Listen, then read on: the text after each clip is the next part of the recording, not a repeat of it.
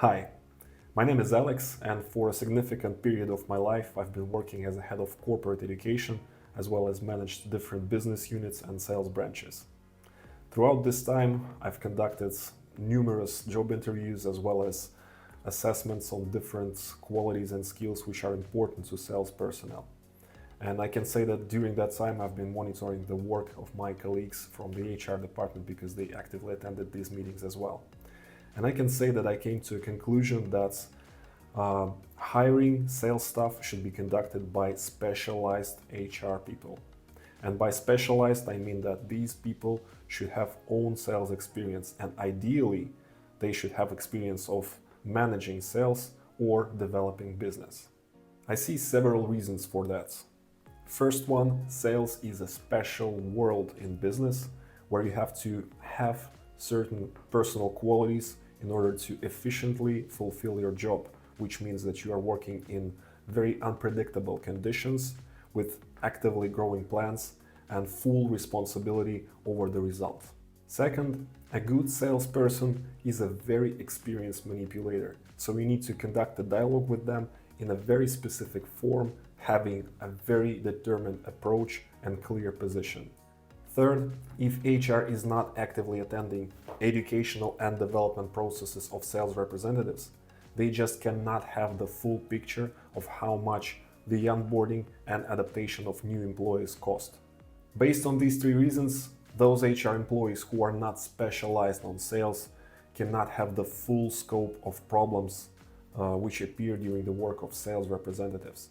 So they cannot foresee and they cannot inspect the predictors of these problems during the job interview. When I was managing a team working with the Chinese market, I had a very interesting task.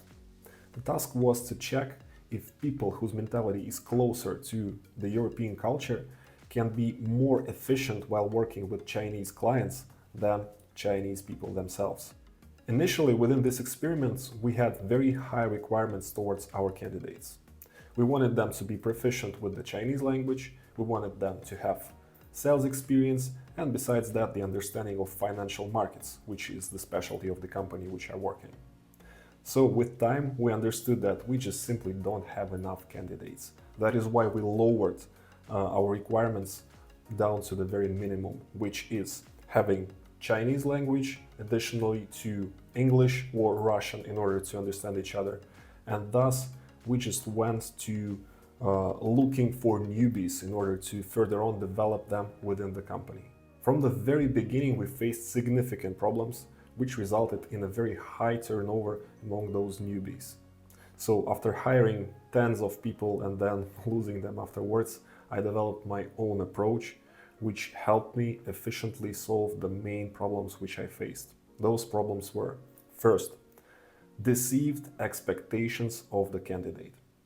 Second, basically underestimating the complexity of work in our industry. Third, unwillingness to work according to the sales motivational scheme. And the last but not least, mismatch between the competencies which were claimed by the candidates and the result which we obtained. So with time, I started to get requests from my colleagues from other departments, including HR, to conduct job interviews or assessments, which gave me a clue that probably I obtained some level of expertise in this regard. So I would like to share with you some of my know-hows and methods for you to be easier resolving such kind of problems which I faced and which gave me a lot of troubles. So I hope that this will be useful for you. So my first recommendation is to create a full list of problems which you may face during the onboarding process of a new sales representative. Usually in big companies there are several sales divisions or sales branches, so you'll have to contact all the heads of those divisions in order to create like a full scope of those problems. I'll give you some examples of these problems. The first one is exaggerated sales plans.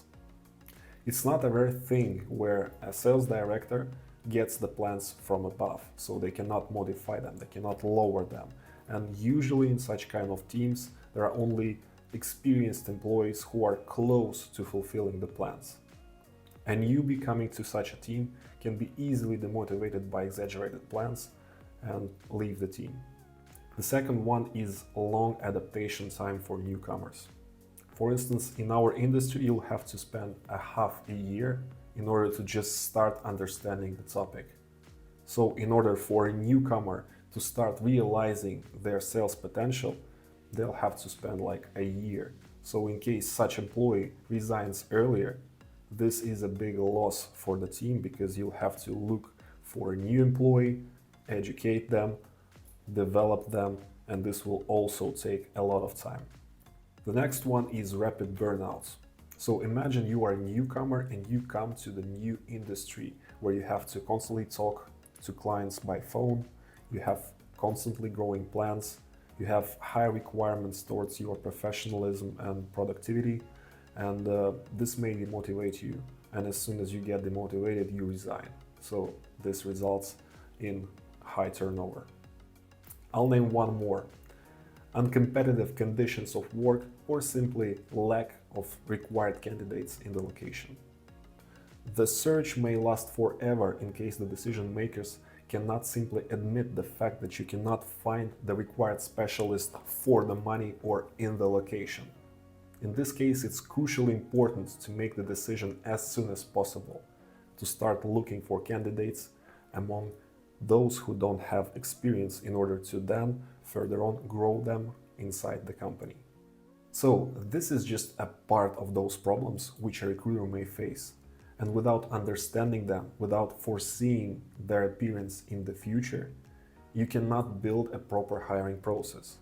I faced all these issues before, so thus I developed a list of questions which I asked in each and every job interview in order to inspect if such kind of problems may appear in case this exact candidate will be hired. So let me share these questions with you. The first question is, what is the cost of living for the candidate? Or simply saying, how much money does the candidate need in order to just pay the bills? So the minimum amount.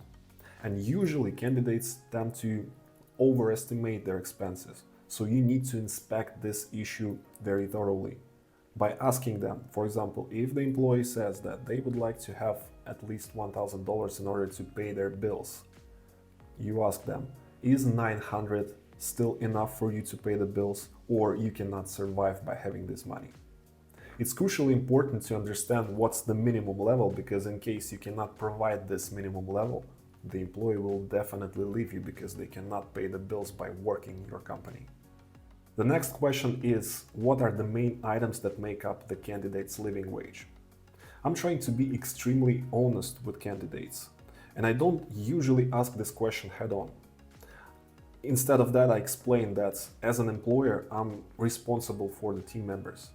And I need to know that in case of a bad month, which happens in sales from time to time, as you may guess, my team members are capable of paying their bills. And I have a clear picture of how much money an average salesperson gets on a certain stage of employment with our company. So in case I see that the cost of living of my candidate is a bit higher than an average employee can obtain, then probably I'm not taking the responsibility for starving the candidates in case of a bad month. The next question is an interesting one. I usually ask candidates if they can afford not to work, and if so, for how long. From this point, I can develop the discussion regarding how much the candidate is dependent on their earnings. It's not a rare occasion where a candidate comes from a wealthy family and they actually would like to get some self-sufficiency or obtain some experience in a certain field. In this case, these candidates tend to resign in case of first problems appearing, which is not a rare occasion in sales, as you may know. Besides that, in case they just get tired of work, they also go away easily. And this is a big risk for you as an employer. The next question goes for those candidates who claim to have sales experience. As you may know, the client base is the main asset of any sales representative. So the question is, are there any clients from your previous company who you may bring to our company to make them our clients? In case there is no such client, that could be a risk for you, because this may be the result of a bad work conducted by the sales representative because they could not establish trustful relationship with such clients, and thus they will not be able to do so in your company as well. If there are such clients, then I ask the candidate how much money they can bring to our company by selling our services to these clients. Then I estimate the named amount, and if it's okay, if it satisfies me, then I ask the candidate if they are okay with having this amount as their plan of cold sales for their probation period. And in case this plan is not fulfilled, then the candidate will be laid off. Usually this helps me understand if the candidate is serious and ready to take responsibility, which is crucial for sales. Then I take the amount, usually I take the half of it, divide it by 3, or somehow spread it for 3 months and set this as a plan. You can probably say that such an approach may scare the candidate and thus I will lose a potential employee. But actually I prefer to emphasize the complexity of work in our industry on early stages in order not to create false expectations and to filter out those obviously weak employees. The employee who comes to work as a sales representative must be ready for challenges, must be ready for deals not only with his clients or her clients, but also with their management team.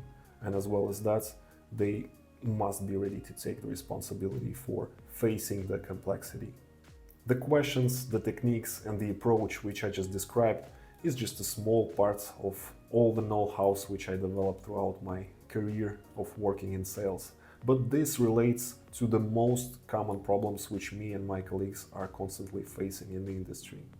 But I'm also interested in hearing out what kind of problems you guys face, so please share them in the comments and I'll be glad to discuss and argue a bit. Thank you for watching.